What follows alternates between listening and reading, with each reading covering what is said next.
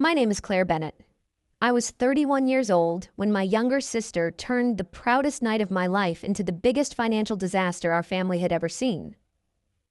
At my housewarming party, she stood up before I had even finished thanking everyone for coming. She lifted a glass of champagne, smiled at every guest in the backyard, looked straight at me and said, "Let's all congratulate Claire. The only woman I know who loves her credit score more than her own family." For half a second, the entire yard went silent. Then everyone laughed. My aunts laughed, my uncles laughed, my cousins laughed, even people who barely knew me laughed because they assumed humiliating me was simply part of the entertainment. My father smiled and quietly shook his head. My mother looked away. But she didn't defend me. I smiled too. I even raised my own glass. Because refusing would have made me the difficult one. What nobody standing in my backyard knew was that for the previous 18 months, I had quietly guaranteed more than $240,000 in business loans for my younger sister. I had delayed buying furniture for my own house, skipped vacations, worked overtime, protected my credit score for years, and signed every document she needed because she promised her company was only one successful contract away from becoming profitable. She stood there calling me greedy while building her entire business on my financial reputation. I didn't argue with her. I didn't leave the party. I didn't even ask her to apologize. I said absolutely nothing that night. 4 days later, I withdrew my personal guarantee. I froze the shared business credit facility. And I sent several financial documents to the corporate lender my sister had been desperately trying to impress.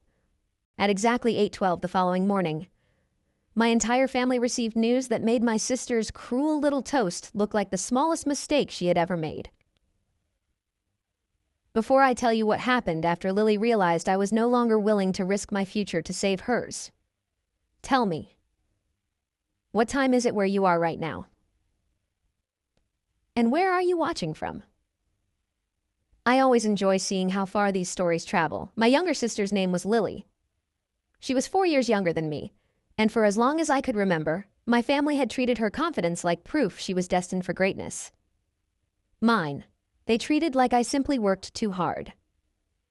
Lily was beautiful, outgoing, charming whenever she needed something, and unbelievably talented at turning every mistake into someone else's responsibility. If a project failed, someone had held her back. If a client left, they simply hadn't appreciated her vision. If she spent money she didn't have, it was because successful entrepreneurs had to take risks. My parents repeated those explanations so often that eventually they started believing them. When Lily dropped out of college after her first year to build her own company, my father proudly told everyone that universities couldn't teach real entrepreneurs. When I graduated with honors while working 25 hours a week, he smiled politely and said, "Claire has always been good at following rules." Lily was fearless. I was cautious. Lily chased opportunities. I played it safe. Lily dreamed big. I worried too much. Those labels followed us into adulthood. Whenever something good happened to Lily, my parents celebrated. Whenever something good happened to me, they simply expected it. The housewarming party was supposed to be different. For the first time in my life, I had accomplished something nobody could dismiss. Buying a home in our city wasn't easy. I had spent almost 9 years saving for the down payment. I skipped vacations, drove the same car long after my coworkers upgraded theirs, cooked nearly every meal at home, worked overtime whenever it was available. While other people were posting pictures from beaches in Mexico or ski resorts in Colorado, I was making extra mortgage payments before I even owned the house. When I finally received the keys, I cried alone inside the empty living room. Not because the house was luxurious, because every single wall represented years of saying no to things I wanted. I honestly believed my parents understood that. Apparently, Lily couldn't allow one evening to be about anyone except herself. Looking back now, her champagne toast wasn't spontaneous. It wasn't an impulsive joke. It was panic. At the time, I just didn't know why. The first day after the party, I didn't call anyone. I didn't answer Lily's messages. I didn't replay the argument in my head because there hadn't been one. There was only her voice and everyone else's laughter. Instead, I watched the videos several relatives had uploaded to social media. One clip showed Lily taking the champagne glass before anyone expected a speech. Another showed my father smiling before she even delivered the punchline, almost as though he'd already heard it. My mother forced herself to smile, then quickly looked down at her plate. The more I watched, the more something bothered me. Not Lily's words. Everyone else's reaction. Nobody looked surprised. Nobody looked uncomfortable. Nobody thought my younger sister publicly calling me selfish at my own celebration was unusual. The joke worked, because they already believed it. To them, I really was the sister who cared more about money than people. The following afternoon, I opened a storage box I'd kept since high school. Inside were old report cards, birthday cards, family photographs, and newspaper clippings. One photograph stopped me immediately. Lily and I couldn't have been older than 13 and 17. She was standing behind a folding table selling homemade bracelets during a neighborhood fair. I was sitting beside her with a calculator and a notebook because she'd forgotten to keep track of sales. On the back of the photograph, my mother had written Lily's first business. There wasn't a single word about me. Another picture showed Lily accepting a prize at a local youth entrepreneurship competition. I remembered staying awake until nearly 2 in the morning helping her organize the budget presentation. Dad framed that picture in his office. Whenever visitors admired it, he proudly told them Lily had always been a natural businesswoman. Nobody ever knew who had prepared every spreadsheet.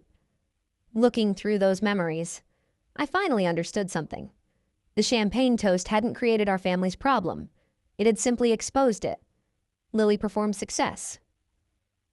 I quietly built the foundation beneath it. She received applause. I received responsibility. 3 years earlier, Lily had started a marketing agency called Brightwave Media. The idea itself wasn't bad. The company managed advertising campaigns and social media accounts for local restaurants, salons, and small retail businesses. During the first year, business actually looked promising. She signed several clients, hired 2 employees, even rented a small downtown office. Then, she started confusing appearance with success. Instead of paying down debt, she bought designer office furniture. Instead of hiring experienced staff, she spent thousands of dollars filming promotional videos about how quickly her company was growing.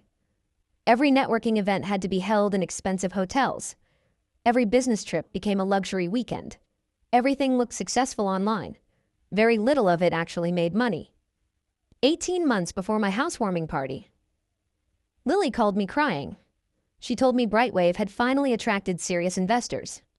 One regional investment group wanted to finance a nationwide expansion. But before they committed, the bank required proof the business had enough available credit to survive several slow months. Lily's personal credit wasn't strong enough. Mine was. She asked me to guarantee part of the company's revolving credit facility. I refused immediately.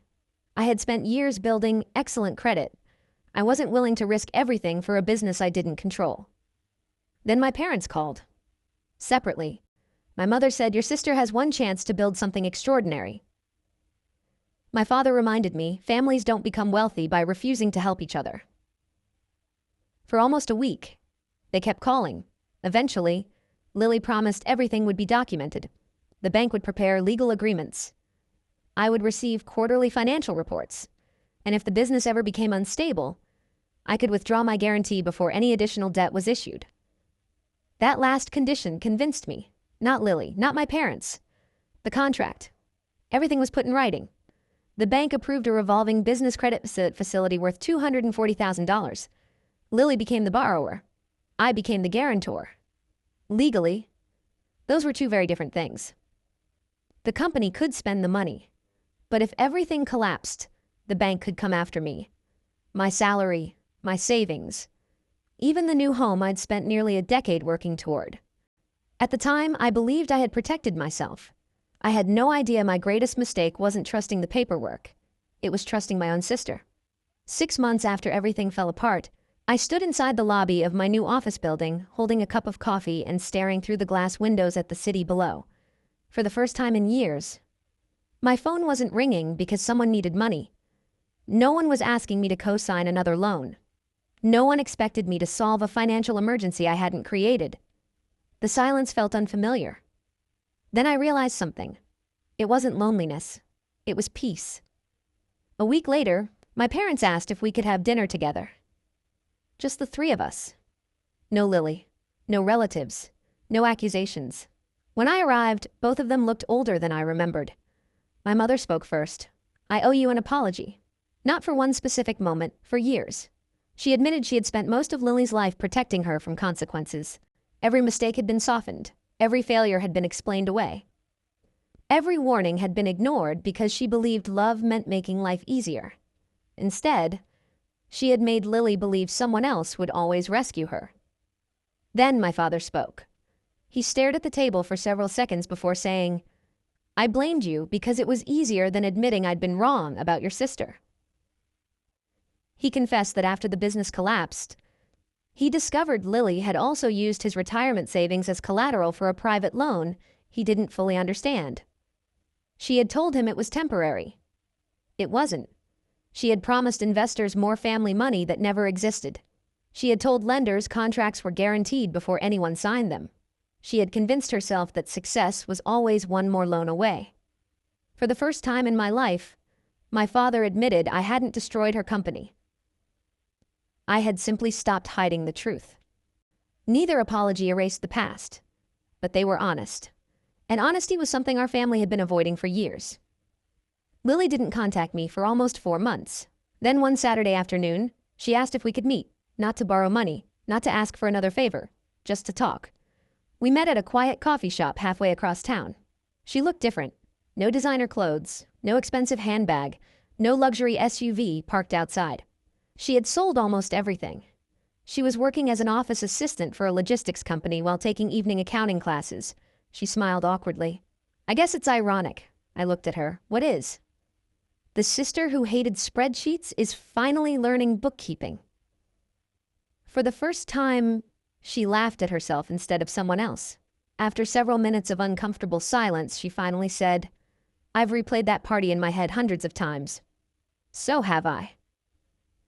"I wasn't trying to destroy you." "I know. I was terrified." That surprised me. She explained that Brightwave had already been collapsing before my housewarming party. Several clients had left. The bank had started asking difficult questions. One investor wanted audited financial statements. She knew she couldn't keep pretending forever. Then everyone started congratulating me, talking about my new house, my promotion, my stability. She felt invisible. "So I made you the joke," she whispered. "I needed everyone looking at you instead of wondering why my business wasn't growing anymore." I didn't interrupt. She continued. "I thought if everyone laughed, I'd feel successful again. Instead, she lost everything." Then she looked at me. "I wasn't jealous of your money." She paused. "I was jealous that your life was real." That sentence stayed with me because it was true. Everything I owned had taken years. Everything she owned had depended on appearances. She apologized. Not only for the speech, not only for using my credit, but for spending years treating me like an emergency fund instead of a sister. There were no excuses this time. No blaming our parents. No blaming investors. No blaming pressure. Just responsibility. I believed she meant every word. But forgiveness and trust are two different things. "I forgive you," I told her, "but rebuilding trust isn't something either of us can promise today." She nodded. "I know." Before we left, she handed me a folded envelope. Inside was the first repayment check she had ever written to me. It wasn't a large amount, just $500. Attached to it was a handwritten note. "Every dollar I owe you deserves to be returned honestly, even if it takes years." I smiled. Not because of the money, because for the first time, she finally understood what honesty actually cost. Over the next year, Lily kept that promise. Every month, another small payment arrived. Sometimes $200. Sometimes $700. Never late, never with excuses. Eventually, she repaid every dollar I had lost because of her business. More importantly, she never asked me for another loan. Today, my relationship with my parents is healthier than it has ever been. Not because we pretend the past never happened, because we finally stopped pretending the past wasn't real. My father no longer calls me whenever Lily has a problem. My mother no longer asks me to sacrifice my future for family peace. And Lily no longer expects my signature to solve her mistakes. The greatest thing I gained wasn't financial security. It wasn't proving I was right. And it certainly wasn't watching my sister fail. It was finally understanding the difference between helping someone and enabling them. For years, my family had written a role for me, the responsible daughter, the reliable sister, the person who would always say yes because everyone else said no. I believed love meant rescuing people. Now I know something different. Real love doesn't protect someone from every consequence. Real love tells the truth, even when the truth costs everyone something. At my housewarming party, my younger sister stood in front of 60 people and called me the woman who loved her credit score more than her family. Everyone laughed. They thought I cared too much about money. What they didn't understand was that I wasn't protecting money. I was protecting the years of discipline, sacrifice, and hard work that money represented. The loan guarantee wasn't just a signature. It was my future, my home, my reputation, my peace of mind. When I withdrew that guarantee, I didn't destroy my sister's company. I simply stopped allowing my future to support a business that had been built on borrowed trust. If the truth destroys something, the truth isn't the problem. The foundation was. Maybe someone has assigned a role to you too. Maybe you're the responsible one. The peacemaker. The successful sibling who is expected to apologize for succeeding. Or maybe you're the family member everyone calls only when they need something. Ask yourself one question. Who benefits when you keep playing that role? For years, I thought setting boundaries meant losing my family. Instead, it showed me who actually respected me. The greatest revenge wasn't watching my sister lose her business. It was discovering that my life no longer depended on anyone else's approval. My future belonged to me, and no signature would ever change that again. So tell me, have you ever been called selfish simply because you finally said no? Would you have restored the loan to save your sister? Or would you have done exactly what I did? Sometimes the strongest act of love isn't rescuing the people who keep drowning. Sometimes it's refusing to drown beside them.